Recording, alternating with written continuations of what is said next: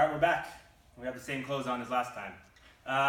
We've talked about some shoulder stuff. We're going to talk about some hip and some low back stuff. So you could probably take a poll of how many people in the fire department have low back pain on a regular basis. You're probably going to be 70, 80, 90%.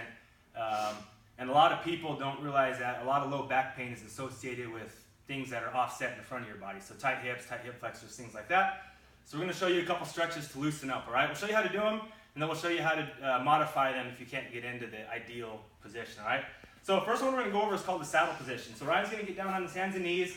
He's going to take his feet, and he's going to get his so that his top side of his foot is flat on the ground, all right? So if you come to the side, you can see as Ryan's in a sitting position here, shins are on the ground, he's trying to get his feet flat on the ground. If you have bad mobility in your ankles, that's going to be a hard position to get to.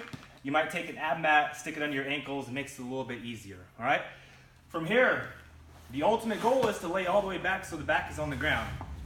For most of us, it's probably not going to happen. So you're going to get back to a position that's somewhat comfortable until you start to feel a big stretch to the top of the hip flexor and all the way down the quad.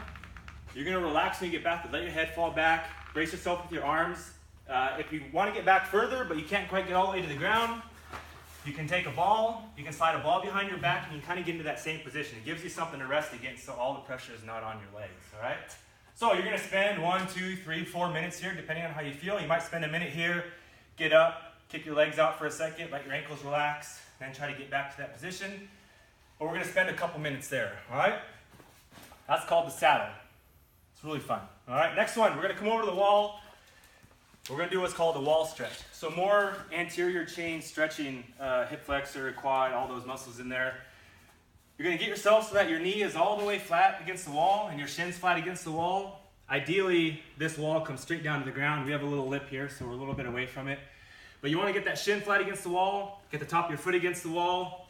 From here, you're going to take this opposite leg and you're going to start walking yourself up to as high as you can get. And you're going to know when to stop because you're going to feel a really tight pull in that hip flexor. And then the same thing as the saddle, you're going to hang out here for a couple minutes. So you might come up, use a kettlebell to hold yourself up.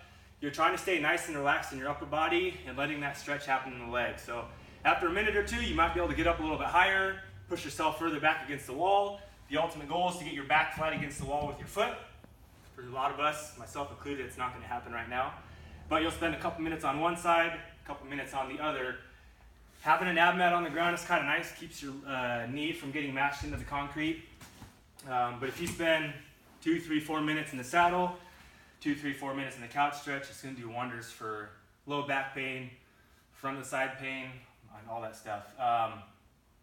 Like I said, it's a nice passive position. Don't go past the point that it hurts. If you start to walk up into a lunge and it hurts, like let's stop there, build up to getting up a little bit higher, all right? So try these out, see if it makes you feel a little bit better.